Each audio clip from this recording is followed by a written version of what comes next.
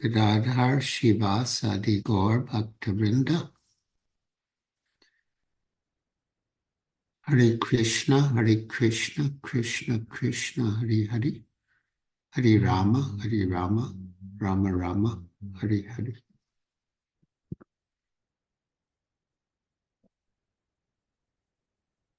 So, it is a great honor and pleasure and privilege for me to be with all of you and to express my appreciation and affection for Srila Bhakti Charu Swami Maharaj.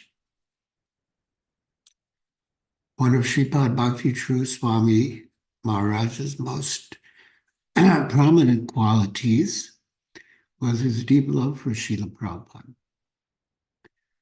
Very soon after Maharaj met Srila Prabhupada, Prabhupada included him in his personal staff and made him his secretary for Bengali and Hindi correspondence. Soon thereafter, Srila Prabhupada gave him first and second initiation and then sannyas. And Maharaj personally served Srila Prabhupada throughout Prabhupada's last days. His Holiness Bhakti Charu Swami was also very devoted to ISKCON. He always considered ISKCON to be a unique creation of Srila Prabhupada's and always wanted to serve ISKCON. Both the devotees in ISKCON and ISKCON as an entity, a manifestation of Srila Prabhupada. He was really in the mood of service to the devotees, especially the devotees of ISKCON, and to ISKCON itself. Maharaj was a very pure-hearted, loving person. His love for Srila Prabhupada was seen in his love for the devotees and for people in general whom he wanted to bring to Srila Prabhupada, and in how he encouraged devotees to increase their engagement, take on more responsibility, and become more loving, humble servants. Once Maharaj explained to a devotee in Mauritius, the more responsibility one accepts, the bigger servant of the devotees one becomes. It reminded me of something Srila Prabhupada once said. When a disciple came into his room in Mayapur one day and began to complain about the management, Srila Prabhupada said, "If you think you can do better, why don't you?" Somehow, the disciple came out and announced that Srila Prabhupada had made him the temple commander, and he began to boss the other devotees around. Some devotees complained to Srila Prabhupada that the devotee had said that Prabhupada had made him the temple commander and that now he was barking orders at everyone. So Srila Prabhupada called for the devotee and instructed him, "First you become the servant of everyone, then you become the temple commander." Thus, Srila Prabhupada expressed the same idea, that a bigger position means becoming a bigger servant. And Bhakti Charu Swami and Parampara had that same understanding. If we listen carefully to all of Maharaj's instructions, we can understand how closely he followed the disciplic succession. Some of his statements were very close to Srila Prabhupada's words, and some took the basic principles that Srila Prabhupada gave and sweetened them with personal realization. Another of the many fine qualities exemplified by His Holiness Bhakti Charu Swami was his offenselessness. He was very careful not to commit any offense against any devotee or any living entity. And if he felt he had committed an offense, he immediately tried to mitigate the effects by approaching the person, apologizing, and asking forgiveness. Somehow or other, he tried to rectify the offense. From our point of view, we wouldn't think he had committed an offense. But within his pure heart, he may have felt that he did. And immediately he tried to approach and please the person he feared he had offended to remove the effects of the offense. Maharaja's heart was pure and very sensitive, full of appreciation for other devotees and sensitive to his own faults, which again, from our point of view, wouldn't even be considered faults. That's really the heart of a Vaishnava, full of love and appreciation for others, but sensitive to one's own deficiencies and mistakes. As stated by Lord Krishna in the Bhagavad Gita, 12, 13, and 14, quote, "One who is not envious, but is a kind friend to all living entities, who does not think himself a proprietor and is free from false ego, who is equal in both happiness and distress, who is tolerant, always satisfied, self-controlled, and engaged in devotional service with determination, his mind and intelligence fixed on me. Such a devotee of mine is very dear to me." To me, this verse perfectly describes His Holiness Bhakti Charu Swami Maharaj. I miss him dearly, but still, as Maharaj always reminded us, we have the wonderful association of the devotees in ISKCON, and through their association, we can experience Srila Prabhupada's presence. And along with Srila Prabhupada's presence, the presence of Srila Prabhupada's dear and beloved associates, such as His Holiness Bhakti Charu Swami Maharaj. So, once Maharaj performed initiations in San Diego, and he initiated a disciple from Santa Barbara, whose name was Janesh Patel, and gave him the name Giriraj Priyadas. So after the ceremony, one of the devotees said to Maharaj, now you have a disciple in Santa Barbara, so now you'll have to come more often. And His Holiness Bhakti Charu Swami Maharaj said, "I will come to Santa Barbara, but not to see my disciple, but to spend time with Giriraj Swami." And another thing about His Holiness Bhakti Charu Swami, which I've mentioned, and other devotees have felt the same way, he had a special way of saying your name. When he uttered your name, he did so with so much love and affection and appreciation that it really struck you. And that was the case when he said, "I will come to Santa Barbara to see Giriraj Maharaj." And other devotees have also expressed the same, uh, said that they've had the same experience. So,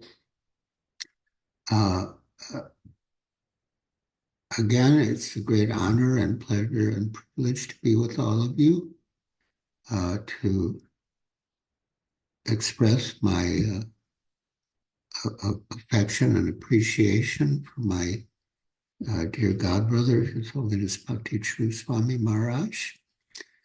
And I think now, if any of you have any questions or comments, want to share any reflections, we can have some discussion.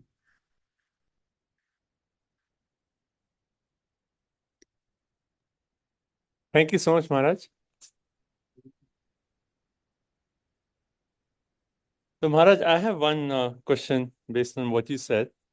Yeah. So, you mentioned how Bhakti Charu Maharaj, he was focusing on this point that the more responsibilities we take, the bigger servant we are. And also the point that he was very careful not to, commit any offenses. Well, he was not committing, but still very careful of that mood. So Yes. it seems like how do you balance? Because the more the responsibility, the more people you interact with, and then it seems like it becomes more difficult when you are in like such a big position. So as you progress, could you explain that, Maharaj, how even though we may be taking more responsibility, how we can still have that mood of servant and also be careful not to commit any offenses? Yeah, well, I think just by remembering His Holiness Bhakti Charu Swami Maharaj and his example, you will get the answer to your question. Yeah, he had tremendous responsibility, but he was always very humble and respectful of the devotees, and yeah, very careful not to commit any offenses. And he was eminently successful in his service. Thank you, Maharaj. You would like to ask any questions, Maharaj?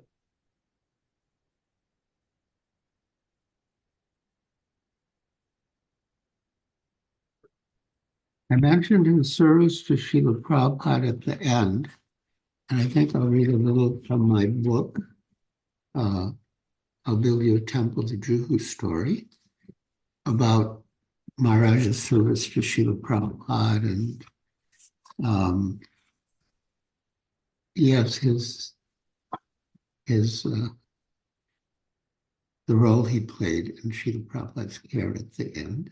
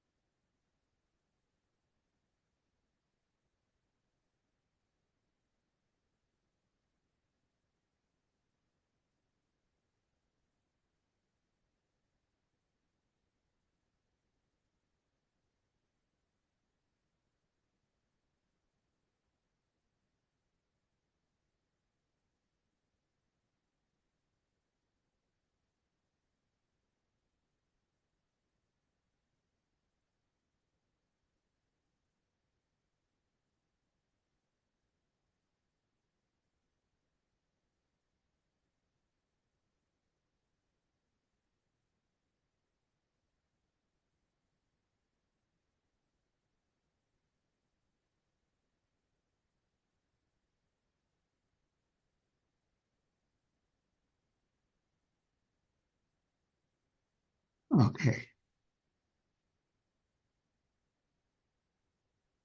So, as many of you may know, at the end, Srila Prabhupada expressed his desire to go to Govardhan by bullock cart for Govardhan Puja.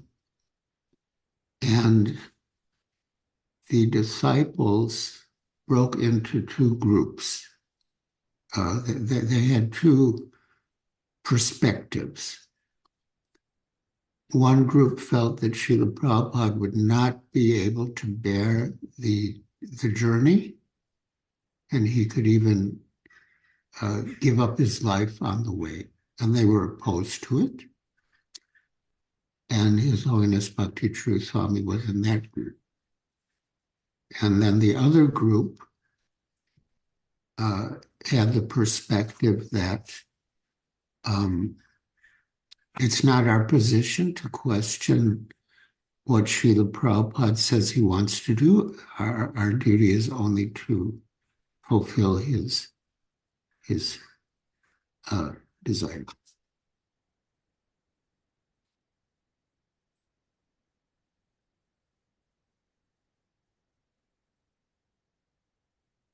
So I'll read a little just to give the background, and then Bhakti Charu Swami will come. The devotees discussed the logistics. Who would accompany Prabhupada, where they would reside, when they would return, and who would stay back to attend to the Govardhan festival at our temple. So, Tamal Krishna asked, after circumambulating Govardhan, we will return to Vrindavan or stay out? When we are out there, we'll decide, Lokanath said. Lokanath Swami was organizing the bullock cart.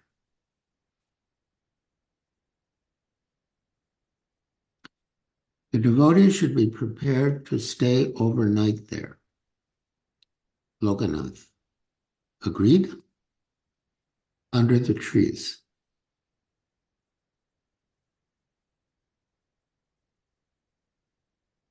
We're supposed to be Goswamis, Hamsaduta said.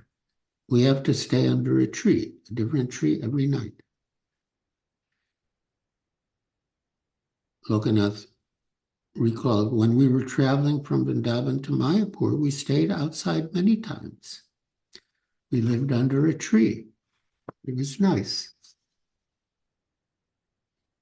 Yes, Bhakti Charu said. But if just one window is open at night, Prabhupada starts feeling cold in spite of the blankets. Yes, it will be very cold in the early morning hours, Swarup Damodar added. When Krishnadas Babaji Maharaj came that evening, Tamal Krishna announced his arrival with Jai Srila Prabhupada. Babaji Maharaj, Prabhupada had told us, was a Paramahamsa, a fully liberated, self-realized soul, always blissful, always absorbed in chanting and hearing Sri Krishna's holy names. Chandavat, Prabhupada greeted him. He told him in Bengali about his plan to go on a bullock cart to Govardhan for Govardhan Puja and asked if he would like to accompany him. Yes, Babaji Maharaj agreed. On your instruction, I will come along. Bhakti Charu Swami said that they would leave at 5 the next morning, and Prabhupada added that they would be staying overnight. Prabhupada told the devotees, somebody may go and bring his japamala, his beads. Where are they? Ansaduta asked. At Imli Tao, Babaji Maharaj replied. I can go and come back. You can go in the car, Prabhupada suggested. We'll take you, Tamal Krishna told Babaji Maharaj, and you can get your mala. You'll stay overnight here. Tamal Krishna told Prabhupada, he'll get his bedding. And Prabhupada quipped, his bedding and his beating. His and everyone laughed. He invited Babaji Maharaj to take prasad, then affectionately recited, Sadhu Sangha, Sarva Siddhi. By even a moment's association with a pure devotee, one can attain all success. Tamal Krishna and Bhavananda went upstairs to talk, and Hansaduta led the singing of Srila Bhaktivinoda Thakur's Srinam Kirtan. Prabhupada asked that prasad be served, but Bhakti Charu Swami said that he had already arranged Babaji Maharaj's setting in the other room. So Prabhupada let Maharaj go. Bhakti Charu had wanted to speak with Babaji Maharaj alone. He told Maharaj about all the arrangements for the parikrama, the difficulty and risk involved, and that the Kaviraj had advised that he not undertake the journey. And Bhakti Charu Maharaj shared his fear that Prabhupada would not survive the journey. Then he should not go, Babaji Maharaj declared.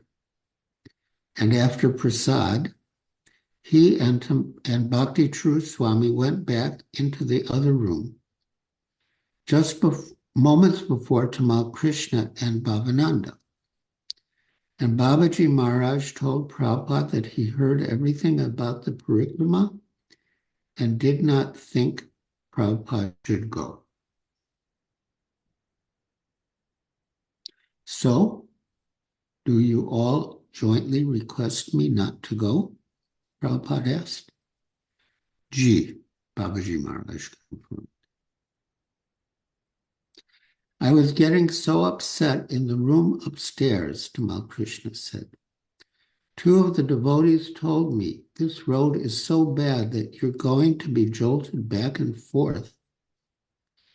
The road is terrible. I mean, I just can't understand, Srila Prabhupada, why it has to be tomorrow that we have to go. If anybody wants you to travel, I do.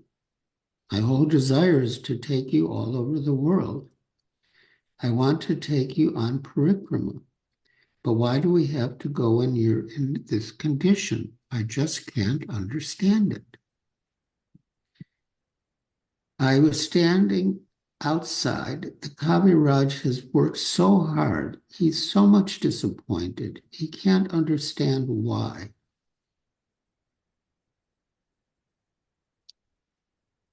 So, and the Kaviraj described the symptoms of progress that Prabhupada was making under his treatment. So why are you throwing everything out the window that we must go tomorrow? I cannot understand. All right, Prabhupada said. Jai Srila Prabhupada, Bhakti Charu Swami said with a laugh. Thank you, Srila Prabhupada, said Bhavananda. I cannot refuse all your requests, Prabhupada concluded. And we cannot refuse your request, Tamal Krishna said. We will take you all over on Tirtha Yatra to all the places, just that you should get a little stronger. You'll be free of all management. You'll simply go to Tirthas and take darshan of all the deities in India. And everyone will stay in their respective places. They'll manage. But we want you to be stronger. All right, Prabhupada said. And the devotees laughed in happiness. Are you satisfied? He asked Bhavananda. Now I am, Srila Prabhupada. Yes, Bhavananda replied. I was in too much anxiety. No, I cannot put you in anxiety, Prabhupada told him. You have done so much. You have suffered from Mayapur so much. I cannot put you in anxiety, so I shall do what you like. Prabhupada turned to Babaji Maharaj. Left hand and right hand, he said, I cannot refuse. I'm amazed, Srila Prabhupada, Tamal Krishna said. A half kilo of milk you drunk today. No mucus, no stool. And that is wonderful. You could not have done this 2 weeks ago. Yes, Bhakti Charu added. When I told the Kaviraj, he got quite amazed. Where is the Kaviraj? Prabhupada asked. He's out getting medicine, Tamal Krishna answered. Adridaran says he sits up all night worried about you, thinking, taxing his mind how to give you what you require. No. Yesterday, when I went to call him at 4:30, I saw him sitting on his bed, Bhakti Charu Swami said. At night, Tamal Krishna said, he goes in the jungle 4 or 5 hours looking for roots and herbs to give you. He's so sincere. So many well-wishers, Prabhupada said, I cannot refuse. This is not my business. All right, you take Babaji Maharaj. That will be my going. And the devotees laughed. Jai, said Babaji Maharaj. So, yeah, this was one of the special services that as long as Bhakti Charu Swami Maharaj did at the end to speak with Babaji Maharaj and explain the situation to him and convince him to persuade Srila Prabhupada not to go. And Babaji Maharaj did just that, which was a great relief for us. So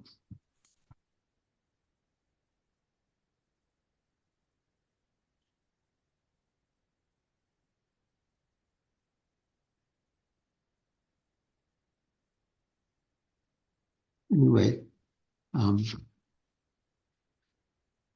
I really treasure the time I spent with Srila Prabhupada, both in Srila Prabhupada's presence and after Srila Prabhupada's departure. I'm really grateful to him and indebted to him. And yes, I thank all of you for giving me this opportunity to remember him and glorify him and express my affection and appreciation for him. As you might see, I always keep this picture, Haribo. the two of us together. So Haribo. it's always behind me. It's one of my kids. Haribo. I always keep it.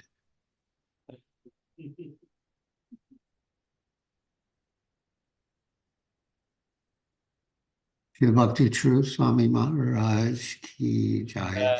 Prabhupada ki jai. Gaur Bhakti Vrinda ki jai. Tagore Premanandi Hari Hari. Maharaj, thank you so much. It was really wonderful. Like the words you actually spoke, and also the reading from the book. I think that entire episode of Prabhupada being taken on Govardhan Parikrama and the two sides to it, and how we see Maharaj's love for Srila Prabhupada. So it's so touching. So Maharaj, we are very, very grateful for you to time to be with us on this Tirobhav itself. So we are very grateful, Maharaj. Thank you for being here. Yes. Giriraj Swami Maharaj ki. Giriraj Swami ki jai. So, So we have Nanda Maharaj ki jai. we So, have speaker. before leaving, I would like to offer Vaishnava Pranam. Vanchakalpa Trubhyascha Kripa Sindhubhya Vacha Patitanam Pavanebhyo Vaishnavebhyo Namo Namaha. Anantakoti Vaishnavrinda ki jai, Shri Prabhupada ki jai, Sripad Bhakti Charu Swami Maharaj ki jai. Hare Krishna. Jai.